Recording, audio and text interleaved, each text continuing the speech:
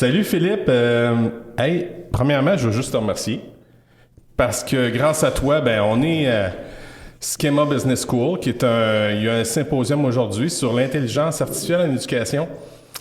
Fait que merci à toi, c'est un honneur pour moi de t'avoir ici, d'être avec toi plutôt à Montréal. Fait que dis-moi donc, qu'est-ce que tu fais ici pour le symposium? Tout d'abord, merci Frédéric. Oui. Ce matin, j'ai fait une présentation sur l'intelligence artificielle en éducation, les possibilités et les risques aussi. Mm-hmm. Ensuite, on a fait un panel avec un prof de McGill et quelqu'un de l'Institut Schema, qui est un institut international. Et on a aussi écouté d'autres experts dans la matière. Moi, je ne suis pas un expert là-dedans. Moi non plus. J'aime apprendre des autres. Et puis, j'utilise l'intelligence artificielle, même avant que ChatGPT a été mis, soit disponible en ligne pour tout le monde. J'avais déjà commencé à m'intéresser à ça. Et puis, j'en ai parlé beaucoup déjà J'ai fait mes voyages en Corée du Sud, là où ils sont très avancés dans l'intelligence artificielle. Et moi, je pense qu'il y a tellement de possibilités. Donc, on est ici pour explorer, découvrir des autres penseurs, mais aussi voir quel impact ça va avoir dans le futur de l'éducation. Dans la conférence qu'on a faite, là, dis-moi, Philippe, c'était quoi dans le fond, pourquoi sont venus te chercher Schema Business School? Tout d'abord, l'idée principale, c'est que, je commence à faire de plus en plus de conférences au sujet du développement de la pensée critique en éducation et dans le monde en général. Et les gens de Schema croient aussi que c'est l'élément essentiel dans l'éducation du 21e siècle. Okay. Une bonne dose de pensée critique, pas du cynisme, un scepticisme sain qui est nécessaire. Plus on va se mettre à utiliser des outils d'intelligence artificielle, plus on aura besoin de compétences de pensée critique, avoir un bon esprit critique. C'est très important. C'est bien de réfléchir à ça parce qu'on est probablement, à mon avis, au Commodore 64 de l'intelligence artificielle. Oui. J'ai comme l'impression qu'on va aller beaucoup plus loin là-dessus. Puis d'y penser, d'y réfléchir, c'est une très bonne idée. Moi, il y a quelque chose qui est venu me chercher dans ta conférence que tu as parlé, puis tu étais content même qu'on en reparle, c'est du soft skill. Oui. Veux-tu nous expliquer au commun des mortels, c'est quoi ça, un soft skill? Dans la pensée critique, par exemple, moi, je pense qu'il y a une très grande part du travail qu'on doit faire comme enseignant, développer l'empathie chez les jeunes. Et puis, il y a quelqu'un qui a posé une question intéressante aussi à ce sujet-là. Oui. C'est, est-ce que les gens vont commencer justement à vénérer les réponses de l'intelligence artificielle, donner plus de place à l'intelligence artificielle dans les relations interpersonnelles? Non, je pense que non. Parce que tout d'abord, un des aspects principaux dans tout ça, et ce qui va devenir de plus en plus important dans l'éducation dans le futur, c'est le développement de la pédagogie relationnelle. Wow. Je pense que ça, c'est super important, que les profs, on ne peut pas être remplacé par l'intelligence artificielle dans tout ce qui a trait au développement des compétences sociales. Et puis, le développement de l'empathie, j'ai donné par exemple... comme exemple, dans ma conférence, l'importance d'enseigner justement les erreurs de logique et les biais cognitifs. Et celui que je pense qui a le plus d'impact, quand les jeunes apprennent justement que l'erreur de logique de ad hominem, qui en latin veut dire une attaque personnelle en fait, c'est très important parce que ça diminue l'intimidation en classe. Plus les jeunes sont conscients de ça, on développe justement des compétences sociales, d'une autorégulation de la classe. Les élèves sont capables d'identifier justement les propos qui sont des logical fallacies en anglais. Je pense que c'est erreur de logique en français. Erreur de logique, ouais. Et on a besoin de focuser là-dessus parce que justement l'école traditionnelle ne mettait pas beaucoup l'emphase là-dessus. Et je pense que oui, les soft skills, le développement des compétences sociales, développement de l'intelligence émotionnelle, je pense que ça te rejoint toi aussi dans ta méthode. Ça me rejoint pas mal. Puis puis je pense qu'on a des atomes crochus là-dessus, toi puis moi. Puis tu sais, là, toi dans ton quotidien en Suède, là, Philippe, ton soft skill, comment tu l'exploites? Comment tu dis ça à tes jeunes? Comment tu expliques ça, cet éveil-là à peut-être la compassion, peut-être aussi avoir l'écoute davantage, qui est comme un précepte, dans le fond, du design thinking, là. Oui, oui. En fait, c'est qu'il faut apprendre à connaître les élèves un peu en dehors de la classe, dans les corridors, dans ces interactions, prendre le lunch avec eux, de ne pas juste se cloîtrer avec juste les collègues dans une cafétéria. Une salle de prof. Ouais. Dans la salle de prof, exactement. Surtout dans le cas où il y a des élèves qui ont un diagnostic, par exemple, qui ont des troubles d'apprentissage ou...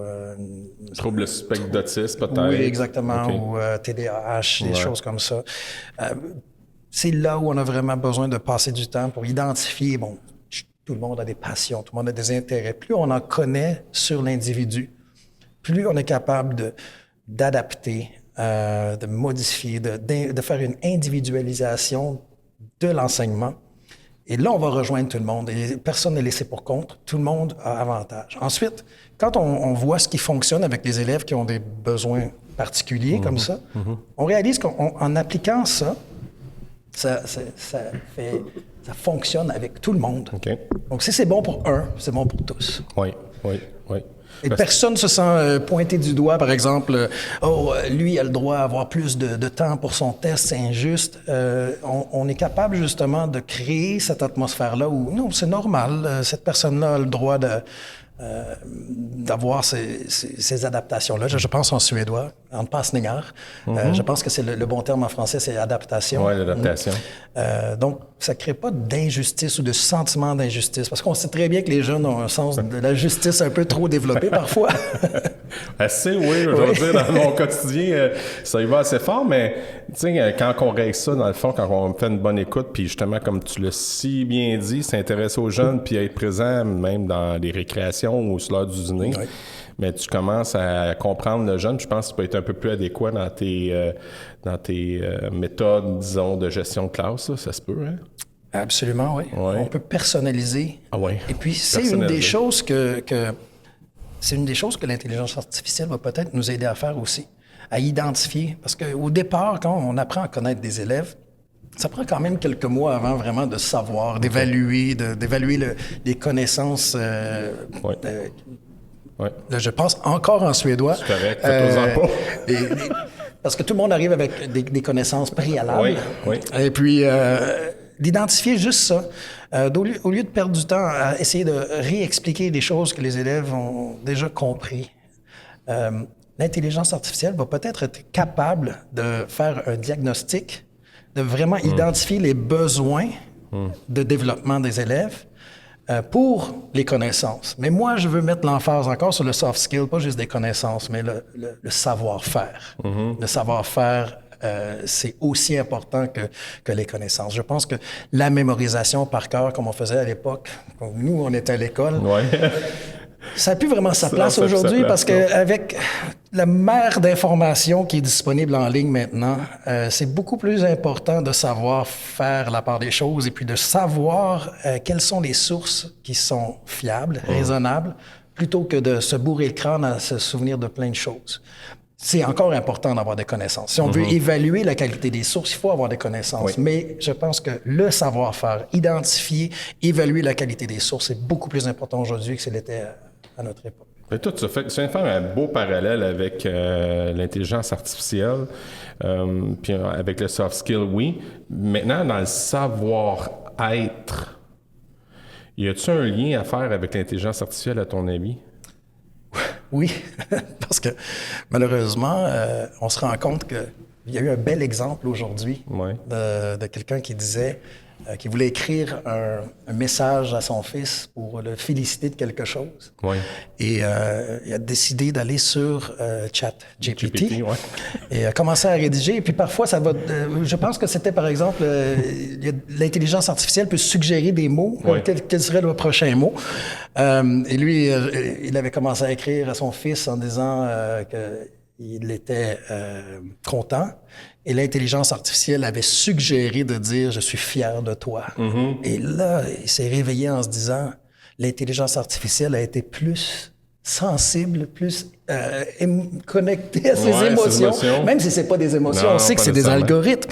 Mais ça nous a fait réfléchir et peut-être que l'intelligence artificielle va nous aider même à en apprendre plus sur nous-mêmes qu'est-ce que ça veut dire d'être humain? Se connecter plus proche de nos émotions parce que, encore là, ça demande de la pensée critique. On ne veut pas se faire manipuler par l'intelligence artificielle ou de commencer à la vénérer, comme j'ai dit tout à l'heure. On a tendance, c'est la nature humaine de chercher des réponses. Et quand on commence à avoir des réponses toutes faites comme ça, sans les évaluer, il faut être capable de faire la part des choses ici. Super intéressant, Philippe. Puis j'ajouterais même, toi, là, t'es une personne qui est hyper, tu sors beaucoup de la boîte, OK? Je le vois dans ton livre, là. Ce livre-là, je vous le dis, il va sortir bientôt en français. Ça s'appelle Transformation Education, a Showcase of Sustainable and Integrative Active Learning. Puis t'as même une belle préface de Pamela Bernard qui, elle aime sortir de la boîte, comme on s'est parlé en entrevue. Puis ce que tu fais est vraiment extraordinaire. Et là, est-ce que... Je vous le dis, là, il y a des histoires, là, il parle de beaucoup de choses là-dedans, puis il y a même des codes QR pour pouvoir voir des exemples concrets. Là, est-ce qu'on s'en va maintenant, tu vas-tu intégrer, je ne sais pas si tu en intègres déjà, mais est-ce que tu vas intégrer davantage l'intelligence artificielle dans un futur proche, avec un futur livre? Où est-ce que tu t'en vas? En fait, je pense que, ouais. Tout d'abord, j'ai co-écrit le livre avec Charlotte Graham, qui est en train de une directrice. Non, c'est une collègue. OK. Et puis, on collabore maintenant. Elle travaille dans une nouvelle école. Elle va bâtir une nouvelle école. Ah oui, c'est elle que tu me parlais. Oui, OK, oui. C'est ma co-auteure. Oui. Et puis, le but maintenant, le dernier chapitre du livre parle beaucoup d'intelligence artificielle déjà. D'accord. Mais tout d'abord, il y a tellement de contenu dans ce livre-là et on a mis tellement d'efforts pendant la pandémie à écrire ce livre-là. On essaie justement de voir tout d'abord comment ça peut avoir un impact sur le développement de l'éducation. Pas juste en Suède, parce qu'il y a beaucoup de méthodes qui sont suédoises, mais dans le monde. Et notre apport, justement, au développement de la science et de l'éducation, c'est vraiment qu'on l'entend aujourd'hui, il y a beaucoup de gens qui parlent de interdisciplinarité ou de multidisciplinaire, transdisciplinaire, holistique. Et souvent, ces termes-là sont interchangeables, un peu mélangés. Le monde ne savent pas vraiment faire la différence entre tout ça. Donc, ce qu'on a fait, c'est on a essayé de développer justement la sémantique. Qu'est-ce que ça veut dire et quels sont ces mots? On a vraiment fait de la recherche et puis on a finalement essayé de suggérer une vraie définition sur une courbe de progression. Par exemple, l'éducation traditionnelle, c'était très intradisciplinaire. Oui, silo, là. Le silo, le prof de maths qui enseigne les maths. Mais déjà, il y a un peu de multidisciplinarité là-dedans. Un prof de maths va travailler avec de l'algèbre, va faire de number theory, de la géométrie, du calcul. C'est déjà, il y a déjà une fragmentation au sein de sa matière.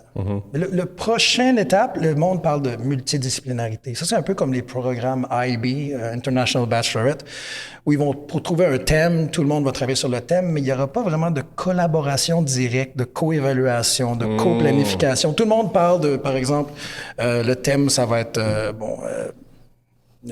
la préhistoire. Tout le monde en parle dans ses cours, mais personne ne fait les liens vraiment. Donc, c'est bien, c'est une belle étape, mais la multidisciplinarité, c'est une étape de transition. Ensuite, il y a des profs qui vont réussir à voir qu'il y a des atomes crochus entre leur matière et leurs intérêts. Ils vont faire l'étape suivante de l'interdisciplinarité. Là, il y a deux matières qui vont se mélanger. Par exemple, dans le livre, on donne l'exemple de géographie et physique. Les profs de géo et de physique voient souvent qu'il y a exactement le même contenu dans les deux livres qu'ils utilisent. Donc, pourquoi pas l'enseigner en tant que géophysique? Donc, les élèves font les liens entre les deux. Ils apprennent de façon beaucoup plus durable parce qu'ils voient les liens entre les deux matières. Et la troisième étape, il y a un collègue qui va voir « Oh, mais ça fait partie aussi de ce que j'enseigne. » Et là, ça devient du cross-disciplinary, encore plus intégré. Et au fur et à mesure que ça se développe, on commence à travailler en équipe, qui est un autre soft skill essentiel. Le travail d'équipe, la collaboration, on commence à intégrer de plus en plus de matières. On a 5-6 matières, un peu comme le STEAM Education, Science, Technology, Engineering, Arts and Mathematics. Et c'est vraiment là où les matières s'entrelacent, qu'on voit vraiment de l'éducation durable. Tu es en train de voir, dans le fond, l'utilité de ce qu'on est en train d'apprendre, c'est oui, ça? Parce qu'on fait des liens pertinents avec les choses. Plus, on ajoute les soft skills qu'on a parlé, qui est comme la bulle autour de tout ça, qui devient de l'apprentissage holistique. Et ça fait partie du nouveau curriculum suédois, de parler de là, je cherche mes mots, helhetsbilden, là, comme l'image élargie des choses. Arrêter de fragmenter en petits détails, de chercher à spécialiser les jeunes trop tôt. C'est néfaste. On veut aller vers une génération de jeunes généralistes. Et ensuite, ils auront la chance de se spécialiser une fois qu'ils auront une bonne base de connaissances générales. Leur passion, peut-être. Exactement, oui. Mais comme j'ai mentionné dans la conférence aussi tout à l'heure, je pense qu'on est mûr pour une nouvelle renaissance. Tellement. Parce qu'on a des jeunes pleins de talent. Oui. On a des ressources d'informations incroyables. Si on associe toutes ces connaissances-là qu'on peut acquérir en éducation et qu'on réussit à aussi transmettre le savoir-être et le savoir-faire, je pense qu'on va voir des choses incroyables. Je pense qu'on est à l'aube d'une révolution intellectuelle incroyable parce que l'intelligence artificielle va nous aider justement à se poser la question qu'est-ce qu'on peut développer davantage et puis redéfinir un peu c'est quoi d'être humain aussi. C'est vraiment intéressant. Puis d'autant plus, Philippe, que ces jeunes-là nous poussent littéralement vers cette direction-là par leur connaissance en technologie, par leur curiosité. Moi, je vais parler dans ma paroisse, là, chez moi, à Victoriaville, mes jeunes là, ont envie d'apprendre des nouvelles choses. Puis, par les nouvelles choses, ben c'est drôle, hein? Moi, c'est le matériel de podcast de mes élèves que j'ai en ce moment. Puis, par ça, ben on a découvert l'intérêt de la lecture. Puis, on a décidé de faire des book critics. Ah oui. Fait qu'on est vraiment dans l'interdisciplinarité. Mais toi, là, en Suède, là, on va aller voir en Suède, tu me parles est-ce que tu fais du team teach? T'es-tu dans ta classe? Est-ce qu'il y a un autre enseignant qui vient t'aider des fois dans des matières quand tu parles d'interdisciplinarité? Oui, mais ça dépend. Tout d'abord, cette interdisciplinarité-là nécessite aussi un changement au niveau de c'est quoi une classe? Est-ce qu'une classe, c'est un local avec 20 chaises qui en face d'un tableau où le professeur parle constamment, où Non, c'est quelque chose qui doit être multimodal. Multimodal, ça change. Donc, la classe, pour moi, ça peut être... Là, je te donne juste un exemple. Mes 7e années, le lundi matin, je peux les voir en groupe de 40. Oh! Et là, c'est un cours magistral, comme dans l'éducation traditionnelle. Les élèves prennent des notes, ils écoutent, ils posent des questions. Il y a des petites micro-pauses avec des petites vidéos. Donc, il y a beaucoup de contenu. Le mardi, je vais les voir en groupe de 20. Le A, le B ensuite. On va faire une autre constellation dans peut-être un autre local. On va placer les chaises différemment. On peut travailler sur le plancher. On peut sortir dehors. Et le vendredi, je les rencontre en petits groupes de lab, par exemple, un groupe de 12 ou 13 élèves. On fait d'autres choses. Une table ronde, un séminaire. On va dehors. On va faire des expériences. On va construire quelque chose avec nos mains. Parce qu'il y a tout l'aspect aussi tactile qui est important aussi. L'intelligence artificielle et l'humain, ce qui nous différencie, c'est justement le embodied cognition. Je pense qu'en français, on appelle ça la cognition incarnée. Oui. Parce qu'on a besoin justement de jeunes aussi qui vont continuer à utiliser leurs doigts, pas juste sur des tablettes, pas juste les pouces, mais qui vont avoir cette dextérité-là, la créativité qui est associée avec le mouvement, le corps, parce qu'on a ça qui nous différencie justement de l'intelligence artificielle. Et le savoir, c'est pas juste ici que ça se passe. Ça se sent, ça se vit, ça se touche, ça se manipule. Puis justement, parlons manipulation. Sur le livre, cette espèce de sphère-là, qu'est-ce que c'est? Ça, c'est Park Sphere. C'est une œuvre d'art de Hogul Park, qui est un Coréen. C'est l'inventeur du matériel 4D frame. Bon, c'est quoi ça, le 4D frame? C'est en fait des petits tubes en plastique faits avec du plastique biodégradable, avec des connecteurs qui est fabriqué en Corée. Et ça a été tout d'abord développé comme une façon d'enseigner les mathématiques de façon tactile. Pour que les jeunes apprennent des concepts de géométrie de base, apprendre à faire des choses de plus en plus complexes. Encore là, il y a cette courbe évolutive. Tout d'abord, tu apprends à faire des tétrahédrons, des pyramides, des cubes. Et là, ça se développe. Tu peux commencer à faire de l'art aussi. Donc, le A dans STEAM Education, ou STEAM en français. Ouais. Et plus tard, on commence à utiliser ça un peu comme les Lego, mais en développant sa créativité. Et ce qui est bien aussi, c'est qu'il y a tout l'aspect mécatronique. Mechatronics, c'est que là, on peut mettre des robots là-dessus. On met des plateformes Arduino, on peut faire du coding, de la programmation, pardon. Oh, wow. Okay. Il y a des moteurs, des servomoteurs, des moteurs qui peuvent être utilisés comme un dynamo, une génératrice, pardon. Ouais. Et ensuite, les élèves peuvent apprendre à contrôler ça avec leur téléphone ou une tablette. Ils peuvent programmer ça avec Scratch ou Python. Encore là, c'est de la programmation. On peut même l'utiliser pour enseigner de la programmation analogue. Par exemple, composer de la musique par ordinateur, c'est une forme de programmation. Les élèves peuvent de toutes pièces construire un petit carillon, par exemple, qui va jouer un xylophone en utilisant juste comme source. Dans ma classe, on prend un ventilateur, par exemple. Okay. Donc, les élèves doivent tout d'abord apprendre au sujet de la physique du vent, de construire une éolienne qui va capter le vent du ventilateur, qui va traduire ce vent-là en un mouvement, qui va réussir à générer justement une mélodie en programmant justement cette... voyons. Mais c'est la conceptualisation qui est importante, parce que là, on est habitué à faire juste des clics et à voir ce qu'on veut.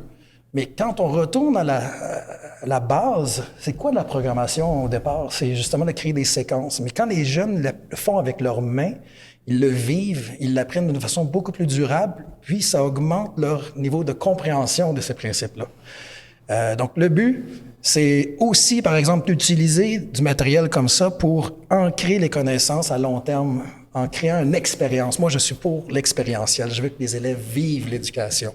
Parce que je vais donner un exemple. Dans le livre d'histoire en 7e année, on parle de la Grèce antique et le dernier chapitre, c'est au sujet d'Alexandre le Grand et de ses conquêtes. On voit une image où ils sont en train d'attaquer la ville de, je pense c'est Gaza, sur sa route vers Alexandrie, pardon. On voit les instruments, les armes que son armée utilise contre leurs ennemis. Et puis, au lieu de juste parler de ça, ou de lire ce qui est dans le livre, on le fait. Moi, je peux en parler dans ma classe aussi. Il y a une photo d'une catapulte. Ils vont passer là, ils vont probablement oublier tout ça. Et puis, ça a une signification importante dans le développement historique et technologique. Donc, pourquoi pas créer une activité le vendredi, quand ils sont en petit groupe de 12, comme ça, qu'ils vont avoir à vivre l'histoire. Là, ils n'ont aucune connaissance. Ils ont du matériel. Ils vont devoir recréer la catapulte, devenir des problem solvers, résoudre des problèmes. Ouais. Et puis là, ils utilisent le matériel. Je leur donne une balle de ping-pong, un élastique, puis un petit sac de paille comme ça. Et puis, from scratch, sans suivre d'instructions, en équipe, de travail d'équipe comme ça, ils doivent recréer la catapulte. Pendant qu'eux, ils construisent leur catapulte puis qu'ils font des différents prototypes, moi, je construis une petite forteresse avec des verres en carton dans le coin. Et je dis, ça ici, c'est la forteresse l'Empire perse. Vous avez 50 minutes pour construire votre catapulte, la tester et vous détruire la muraille. Mais le vendredi, quand ils font ça, les élèves, là, ils vont apprendre beaucoup plus sur la signification historique, le développement technologique, le travail d'équipe, l'empathie, mais surtout, ils vont avoir du plaisir. Ils vont arriver à la maison, ils vont dire « Papa, maman, aujourd'hui, on a fait... » Souvent, peut-être les gens vont dire « Ça sert à rien, ça. » Non, c'est faux. Ça sert parce que ça va ancrer les connaissances à long terme. Et encore là, on développe un savoir-faire. Ils apprennent des choses de base, de mathématiques, par exemple. Quand ils construisent leur catapulte, ils comprennent enfin que un triangle équilatéral, c'est beaucoup plus stable, parce que c'est pas juste de la théorie dans un livre où on fait des petits angles de 60 degrés. Ouais. Non, on le sent, on le voit que c'est rigide. Ils le vivent avec leurs doigts. C'est ça, la cognition incarnée pour moi. Donc, le matériel, de travailler avec ses mains pour conceptualiser des concepts souvent qui sont difficiles à comprendre, c'est ça qui donne une added value, une valeur ajoutée. Une valeur ajoutée, à l'éducation. Et l'aspect aussi qu'on a du plaisir à venir à l'école, ça contribue à diminuer le décrochage, surtout chez les garçons. Oui. Et puis ça aide aussi à l'inclusion des élèves qui ont un diagnostic. Oui. Puis il y a beaucoup d'élèves qui arrivent avec des difficultés avant même d'arriver à l'école. Ils ont des difficultés à la maison. Je sais pas comment ça se passe en Suède. Ah oui. Chez nous, en tout cas, c'est difficile. Puis ton principe de l'école où tu es, puis avec qui tu collabores, Charlotte, elle est en train de travailler pour faire... Elle, c'est une directrice d'école. Puis elle est en train de travailler sur un projet, on peut-tu en parler? Ben, on travaille sur un autre projet aussi avec des écoles en Finlande qui s'appelle Allo Celsius. Et là, au mois d'avril, on collabore. On a eu une bourse de 25 000 € pour faire ce projet-là avec des professeurs d'université de Helsinki et de Jyväskylä en Finlande. Et, c'est une collaboration internationale, mais là, à l'heure actuelle, c'est un projet de 3 ans. Elle est directrice d'une école où ils vont construire une toute nouvelle école, hyper moderne, dans une des communes ou municipalités suédoises les plus riches. Donc oui, c'est un peu élitiste, on va dire, mais en Suède, il n'y a pas vraiment d'éducation élitiste parce que toutes les écoles, publiques ou privées, sont complètement gratuites. OK. Donc, on n'a pas le droit de payer pour l'éducation en Suède. Oui, ça, tu m'en avais parlé au dernier épisode de ça, la gratuité scolaire, mais ce qui en contrepartie, peut-être les taxes étaient un petit peu plus élevées, là. Un peu plus. Ouais. Beaucoup plus, beaucoup plus. Moins... Surtout les impôts. Les impôts sont pas mal au Québec non plus. Mais oui, mais il y a un avantage aussi en Suède aussi, c'est que, bon, il y a certainement des Suédois qui sont pas d'accord avec moi, mais moi, je pense que la plupart des Suédois n'ont aucun problème à payer plus de taxes parce qu'ils voient vraiment, ils ont les services et les infrastructures et puis ils voient que l'argent s'en va pas de toutes les bords en péréquation, par exemple. ça va toujours dans la même direction et puis il y a beaucoup de choses qui nous reviennent. Le chemin, il est plus rectiligne. Oui. Mais là, moi, dans le fond, ton principe de Maria Montessori, est-ce que c'est un principe 2.0? Est-ce que tu te décolles un peu plus ou c'est encore dans les fondements de Maria Montessori? C'est encore dans les fondements, oui. Mais moi, je suis contre les dogmes. Je pense que... C'est un peu comme l'Église. Oui, mais en fait, il y a probablement un peu de bon dans tout. Oui. Mais quand on applique une méthode de façon trop pragmatique, trop carrée, on fait fausse route. Moi, je m'inspire beaucoup de la méthode Montessori. Le curriculum suédois est très inspiré de la méthode Montessori aussi. Mais si je vois des choses dans des pédagogies alternatives qui sont intéressantes... Comme ça? Oui, mais ça, c'est en fait, c'est hybride. Le 40 Frame peut être un outil, justement, pour promouvoir les idées de Maria Montessori. Mais il n'y a pas juste ça. Il peut y avoir des choses qui viennent de Reggio Emilia, de Freinet. Mais ce qui m'intéresse le plus, c'est pas de faire de l'école expérimentale. Ce que j'explique là, c'est pas des choses expérimentales. C'est vraiment des choses qui sont fondées sur des preuves scientifiques, des méta-analyses qui ont été faites. Il y a beaucoup de débats qui se sont faits sur les méta-analyses que John Hattie a fait. Mais quand on voit ce qui a un effet positif sur l'éducation des élèves, on n'a pas besoin de réinventer la roue. On a plein de données convaincantes de qu'est-ce qui fonctionne.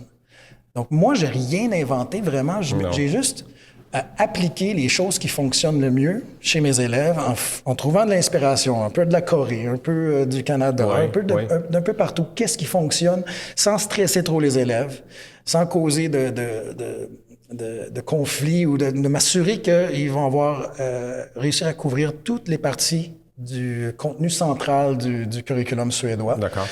Le curriculum suédois, on n'a pas le choix un peu de le suivre de façon dogmatique parce que c'est la loi. Il faut évaluer les élèves selon les critères d'évaluation. Il faut faire la promotion justement des valeurs de base de l'école aussi. Donc, on a un travail à faire. Mais maintenant, avec le nouveau curriculum, il y a aussi cette question, comme je disais tout à l'heure, d'enseigner le helhetsbild, qui est l'image du tout.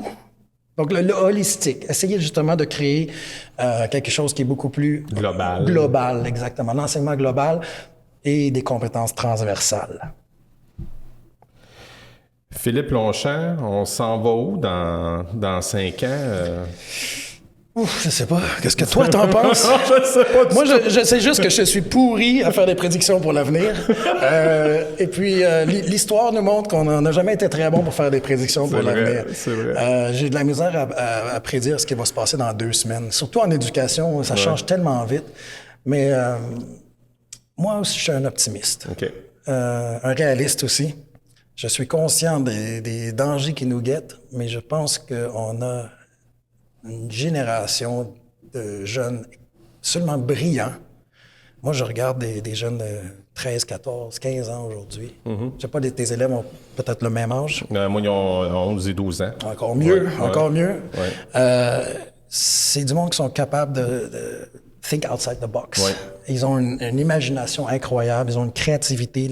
Investir dans le développement de la créativité, c'est quelque chose qui s'enseigne pas vraiment. Mais nous, comme enseignants, on peut créer les conditions pour faire justement, de créer ces penseurs critiques, créatifs, qui sont capables de résoudre des vrais problèmes. Donc, si on crée les bonnes conditions dans nos écoles, moi, je suis super optimiste. Il va y avoir une vague d'inventions incroyables, des découvertes.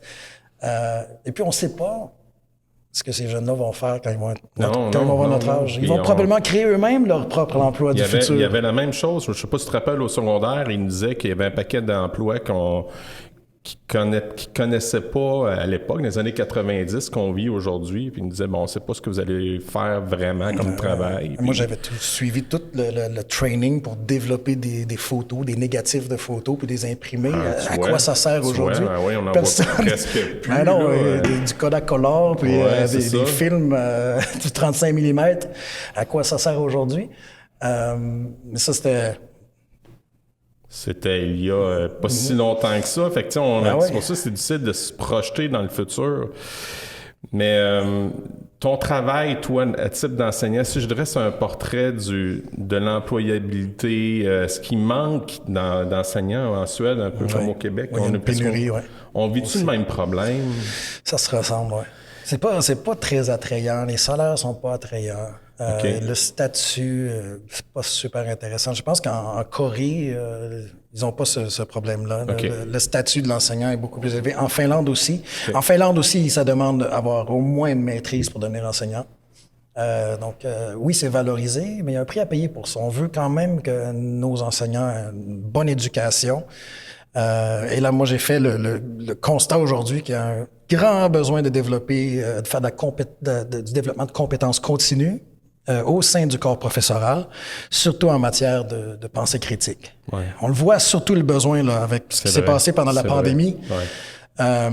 Savoir évaluer les sources, quelles sont les sources crédibles, faire confiance à la méthode scientifique de recherche, parce que c'est elle qui a fait ses preuves.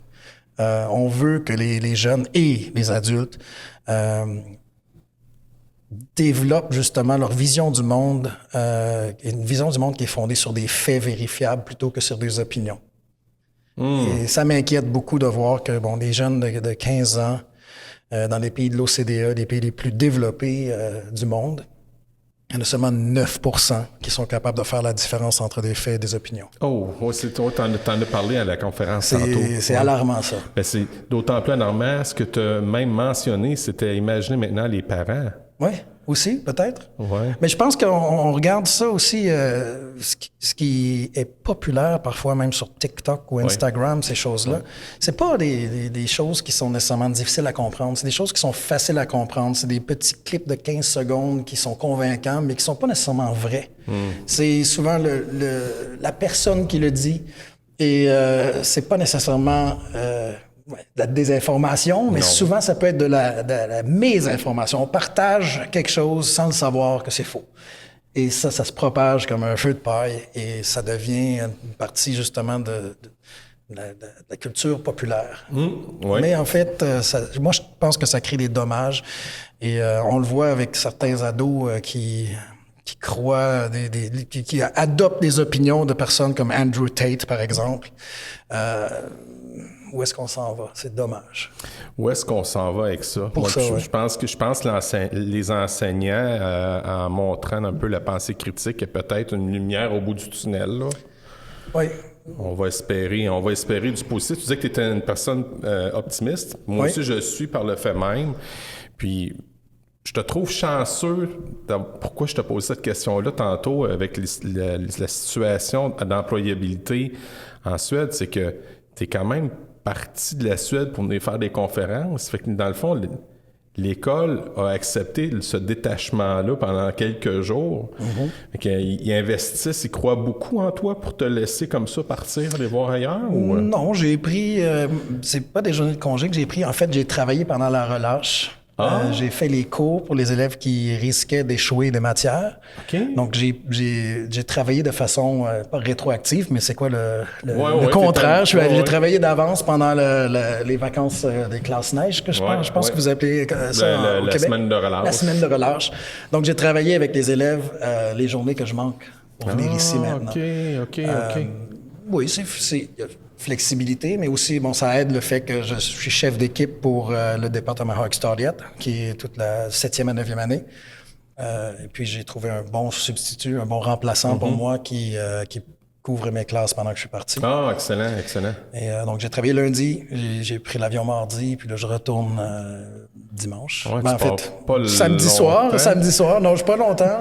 Mais je reviens, je pars samedi soir, puis je passe la nuit dans l'avion, j'arrive en Suède, puis là, je vais avoir le décalage horaire quand j'enseigne lundi. Ça se peut avec mon cours est tout prêt. Café, puis là, j'ai expliqué le lundi, normalement, c'est de la théorie un peu, fait que je sais déjà de quoi je vais parler. Mais tu t'es tenu très occupé, là. Là, on est présentement chez Schema, là, mais je voulais savoir, t'as fait quoi les dernières journées, Philippe? Hier, je suis allé passer la journée à l'Université McGill avec Olivier, qui m'a invité à Building 21. Wow. J'ai rencontré justement son groupe d'étudiants universitaires qui font des projets multidisciplinaires. C'était vraiment intéressant, super inspirant de les voir. Ensuite, pendant que j'étais là-bas, j'ai eu une conférence en ligne pour l'Institut des troubles d'apprentissage en anglais. OK. Au Québec? Pour le Oui, Québec? Oui, pour le Québec. C'est une coïncidence. Ils m'ont demandé de faire une conférence en ligne. Justement au sujet de la Suède. Et là, c'est drôle parce qu'à 16h aujourd'hui, c'est ma co-auteure qui en fait une sur justement le school leadership, des directeurs et directrices d'école, pardon. Oui. Comment justement favoriser l'intégration au sein des classes des élèves qui ont des difficultés d'apprentissage. Intéressant. Et là, je perds mes journées. Puis là, demain, je fais la même conférence que j'ai fait hier en français pour l'Institut des troubles d'apprentissage au sujet justement de l'intégration, de l'inclusion des élèves. Moi, je pense que c'est un avantage aussi parce que une classe, c'est une petite société. Oui. On veut faire en sorte justement de ne pas exclure. Tu sais, c'est pas une société d'apartheid qu'on veut créer au Québec ou en Suède ou dans le monde. Non, Et puis, moi, je pense que c'est beau la neurodiversité. C'est essentiel, même dans un travail d'équipe, d'avoir des personnes qui ont des façons de penser différentes. Oui, parce que probablement que ça te fait sortir de la boîte, là. Oui, exactement, oui. Puis, c'est souvent la collision des idées, parfois, des personnalités qui nous mènent vers quelque chose de nouveau. C'est sûr qu'il y a des défis, c'est sûr qu'il y a certains... il y a des besoins de pédagogues spécialisés dans certains cas, mais exclure des individus basés sur leur le fait qu'ils sont... c'est pas d'intelligence ici, ils peuvent être très, très intelligents, les neuroatypiques. Ah oui. C'est un bel exemple. Souvent, c'est des génies aussi. Donc, c'est quoi? Est-ce qu'on commence à faire de la ségrégation basée sur notre capacité très pertinent. Donc, moi, je veux qu'ils fassent partie de ma classe parce que la société, ils en font partie aussi. Et si une classe ou une école, c'est le reflet d'une société, on ne peut pas commencer à faire de la ségrégation. On doit mieux les encadrer, on doit mieux individualiser. On a tout avantage à inclure les gens. C'est très pertinent ce que tu dis. Puis même, j'ajouterais que nos formations universitaires sont peut-être plus adéquates du type la même formation, mettons, qu'un orthopédagogue en adaptation scolaire. Oui. Parce que ce qu'on a, nous, présentement, au primaire, OK, on appelle ça la formation initiale, la formation continue qui peut nous aider davantage, mais si la formation initiale, ce serait celle peut-être les orthopédagogues, peut-être qu'on serait ailleurs, là, peut-être que ce serait plus facile pour nous d'avoir... je ne sais pas si tu vis ça aussi en Suède, là. Oui, mais les orthopédagogues font partie de l'équipe aussi. Puis ils sont là pour nous soutenir. Ils peuvent comme venir dans les classes pour aider parfois. Au lieu de toujours prendre les élèves et les amener à part dans une autre classe, on essaie justement... Encore là, il faut varier. Ouais. Parfois, ils vont avoir besoin d'aller dans un local tranquille avec des écouteurs puis avoir de l'aide supplémentaire. Parfois, c'est un élève qui a de la dyslexie. Mais par contre, je te donne un autre exemple très simple. Oui, vas-y. Est-ce que tu penses que ça serait tricher si un élève qui est dyslexique a besoin qu'un prof lise les questions? Ben, à mon avis, non. Bon. Mais si tu m'avais demandé ça, il y a 5 ans, je t'aurais peut-être dit oui. Exactement. La plupart des gens pensaient comme ça il y a 5 ans. C'est totalement normal. Moi-même, j'étais dans cette équipe-là. Okay. Mais maintenant, si quelqu'un commence à faire ça, de lire les questions haute voix pour un élève qui a des difficultés d'écriture ou de lecture, il y a toujours quelqu'un qui va dire « Ah, c'est injuste qui veulent avoir la même solution pour tout le monde. Mais on se rend compte que quand c'est bon pour un, c'est bon pour tous. Donc, pourquoi pas lire pour toute la classe? Tant qu'à faire. Ceux qui n'en ont pas besoin, ils peuvent continuer à faire quoi que ce soit, ce qu'ils ont déjà commencé à faire. Et puis, on se rend compte que plus qu'on apprend à faire de l'adaptation individuelle, cette adaptation individuelle-là, c'est pas du nivellement par le bas du tout. Okay. C'est qu'on réussit justement à rendre notre apprentissage d'une façon beaucoup plus élargie, multimodale. On stimule tous les sens. Et puis, les tests, là, ces choses-là, d'évaluer les élèves, de créer une situation de stress, de s'imaginer qu'ils commencent un test avec 100 points, puis à mesure qu'ils font des erreurs, leur note va descendre. C'est absolument contre-productif, ridicule à l'époque où on vit aujourd'hui. On veut des élèves qui apprennent que c'est bien de faire des erreurs du moment qu'ils apprennent de leurs erreurs. On veut des penseurs créatifs. On ne peut pas avoir des penseurs créatifs si on leur apprend qu'il ne faut pas prendre de risques. Non, on veut des gens qui prennent des risques, qui font des erreurs, qui apprennent leurs erreurs, qui retournent au blueprint, la table de dessinage, je ne sais pas en français, c'est quoi? Table de dessin, pardon. Ouais. Désolé, ça fait 20 ans que je ne vis plus ici, là, je perds mon français. Mais on veut vraiment développer des penseurs critiques, créatifs, qui sont capables de résoudre les problèmes du futur. Pas juste du monde qui sont là pour répéter les choses qu'on leur apprend par cœur, qui sont capables de prendre des tests standards. C'est une façon, moi je pense que les tests, c'est une façon de voir si les enseignants ont réussi à rejoindre tous les élèves. C'est pas une façon d'évaluer le quotient intellectuel d'un élève ou de les faire se comparer entre eux. Tu sais, nos élèves vont se dire « Comment tu as eu dans le test? » C'est une façon de se comparer entre eux qui est inutile. La seule personne qu'un élève devrait compétitionner avec, c'est la personne qu'elle était hier. Oh, c'est beau ça. C'est beau ça. Je n'ai pas vu venir, je pensais que c'était du souhait, mais la personne qui était hier, je trouve ça super pertinent. Philippe, je pense qu'on va avoir besoin de Philippe plus souvent. Ah ben, ça va être mon plaisir. Avec plaisir. En sens que on le dit, mais il faudrait le dire davantage, ça, sur l'évaluation, les principes de l'évaluation, les principes d'inclusion, puis les avantages qui viennent avec. Est-ce qu'il va y avoir un Philippe conférencier à un moment donné qui va voyager un peu partout? Je pense que c'est déjà commencé un peu, mais j'aimerais avoir un Frédéric qui voyage en Suède aussi, parce qu'on a besoin des personnes comme ça qui remettent en question, qui posent les bonnes questions. Ouais. On a besoin justement de conférenciers aussi en Europe, parce que je pense qu'on a beaucoup de choses à apprendre de ce qui se fait ici aussi. Okay. Moi, je critique pas le système ici. Je pense qu'il y a des choses très intéressantes qui se font. En fait, demain, je vais avoir la chance aussi de visiter le collège La Salle à Dorval et à la Chine. Je suis très excité. J'ai vu les photos de leur très belle école. Les locaux, c'est incroyable. Je pense qu'il y a des profs très inspirants qui travaillent là. Je sais que, il m'a invité, mais moi, je suis là pour apprendre d'eux. Oui, exact. Je sais qu'il va y avoir des choses fantastiques que je vais pouvoir, justement, moi, je suis comme une éponge. Comme j'ai tout le matériel coréen que j'ai découvert, c'est parce que mes élèves ont remporté un concours. On est allé en Corée, j'ai vu ce qu'ils utilisaient, j'ai vu l'approche justement entrepreneuriale, des startups, l'approche expérientielle, et j'ai dit OK, ça c'est le futur. J'ai pas pris tout ce qui était du système coréen parce que aussi il y a des choses qui fonctionnent plus ou moins bien. Mais bon, j'ai amené ça, des idées qui viennent de Hong Kong, du Japon, de la Suède, de la Finlande, du Canada. Bon, un hybride de tout ça, mais des choses qui sont fondées sur des données probantes. Ah ouais. Des choses qui fonctionnent. Ben oui, mais c'est ça. Il ne faut pas juste faire d'expérimental puis suivre notre gut feeling. Ouais. Il faut avoir quelque chose on sait qui fonctionne. Et il suffit de l'appliquer et d'être créatif aussi comme enseignant. Plus, comme je disais au départ de notre conversation ici, vraiment passer du temps à développer la pédagogie relationnelle. Comme on est en train de faire présentement, notre relation qu'on a ensemble. Ah oui? Je veux juste te dire... je veux juste te dire... Ouais, exact. Je veux juste te dire un grand merci pour ce temps-là, Philippe, d'avoir... Dans le fond, pour moi, là, c'est un honneur de te recevoir une deuxième fois. Puis ça me permet aussi encore de me questionner. Puis de même, en même temps, je peux dire que c'est très attirant parce que j'ai envie d'aller faire un tour en Suède pour parler des choses. Fait qu'on s'en reparlera. Fait que merci à toi, Philippe. C'est super intéressant. Merci à toi. Puis au revoir à tout le monde. Comme on dit en Suède, hej då! Hej då!